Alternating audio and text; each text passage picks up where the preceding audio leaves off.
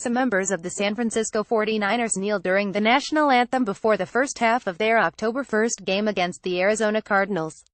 Rick Scateri of the controversy over football players kneeling in protest during the national anthem could have simply remained a labored dispute within the NFL. But then President Trump tweeted that tax breaks should be revoked for a league that disrespects our anthem, flag and country.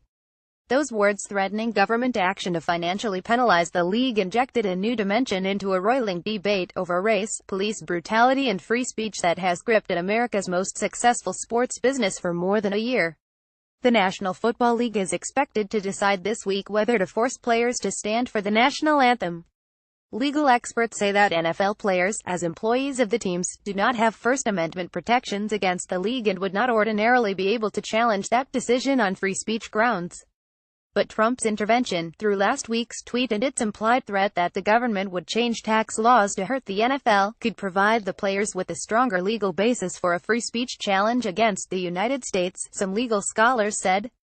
Left unchecked, Trump as president could financially compel any number of companies and private entities to do exactly what he wants, they said.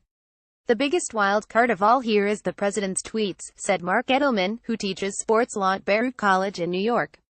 The NFL didn't publicly voice opposition until baited into doing so and being threatened with financial sanctions by the President of the United States. On Sunday, 7 San Francisco 49ers players knelt during the anthem before the game against the Washington Redskins at FedEx Field in Landover, MD, a small fraction of the number who protested during last week's 49ers road game against the Indianapolis Colts, a demonstration that prompted a walkout from Vice President Pence. There were scattered protests across the league Sunday. The Players' Union has not decided whether it will challenge the NFL if the league decides at meeting of a team owners, set to begin Tuesday, to require all players to stand for the anthem.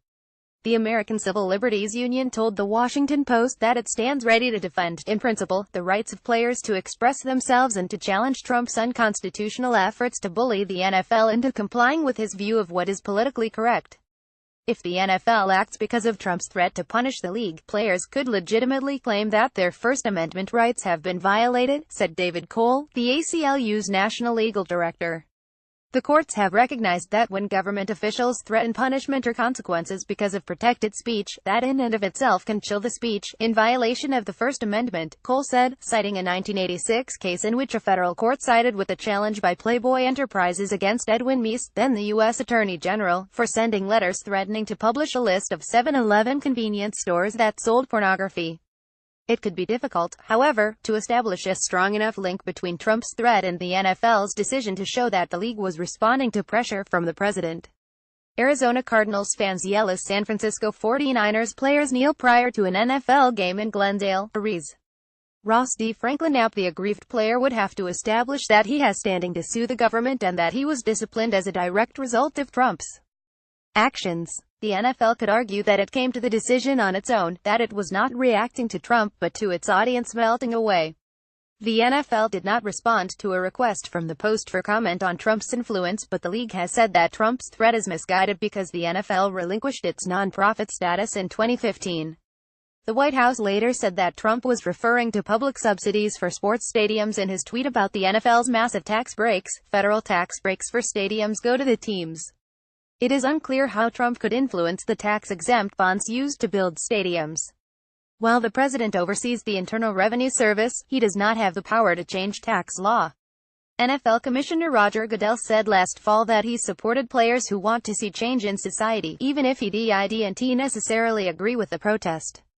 Players have a platform, and it's his right to do that, Goodell said at the time, in reference to Colin Kaepernick, the former San Francisco 49ers quarterback who kicked off the silent protests to highlight inequities in the criminal justice system. Just weeks ago, some team owners locked arms with players after Trump called for the firing of son-of-a-bitch players who protested. Several issued statements supporting the players' freedom to express themselves and chastising Trump for his comments. Dallas Cowboys owner Jerry Jones even knelt with his players just before the anthem.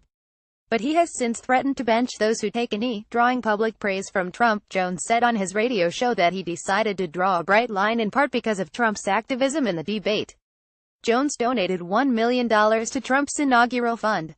Miami Dolphins owner Stephen Ross, who previously supported players for kneeling to protest racial inequality, told the Palm Beach Post that Trump has changed that whole paradigm of what protest is. He said shifting public perception now makes it incumbent upon the players today to stand and salute the flag. Hours after Trump's tweet referring to tax breaks, Goodell sent a letter to the 32 team owners asking that they support a plan to ensure that players stand during the anthem to honor our flag and our country. The NFL Players Association, along with player leadership, will attend this week's league meetings to work with team owners on a possible resolution. The association did not respond to requests for comment about possible legal actions if the owners force players to stand. The union could challenge a ban on anthem protests as a possible violation of its collective bargaining agreement, according to one person on the players' side who spoke on the condition of anonymity because the owners have not reached a decision. Trump's pressure tactics also might pave the way for a First Amendment challenge, the person said. In a conference call with reporters Friday, Joe Lockhart, an NFL spokesman, did not respond to a question about whether the league believes team owners would be on sound legal footing if they require players to stand. Lockhart said the NFL does not yet have a firm proposal to require players to stand. It's something we've been working on with the players now for months, he said. Tennessee Titans wide receiver Rishard Matthews tweeted Thursday that he would quit playing football rather than be forced to stand during the anthem. The tweet, which was in response to a question posed by a TV producer, was quickly deleted. Matthews, whose father is a Marine and whose brother died in Afghanistan in 2015, has stayed off the field during the anthem. Trump's tweets calling for boycotts and firings alone are not a direct threat to workers' free speech rights, legal experts say. But because he is president, a tweet storm criticizing a company carries more weight and could harm a business bottom line. The fact this is happening strengthens the argument that a private entity's action following something Trump suggests should be deemed state action and consequently could trigger constitutional protections, said N. Jeremy Drew, a professor of sports law at American University.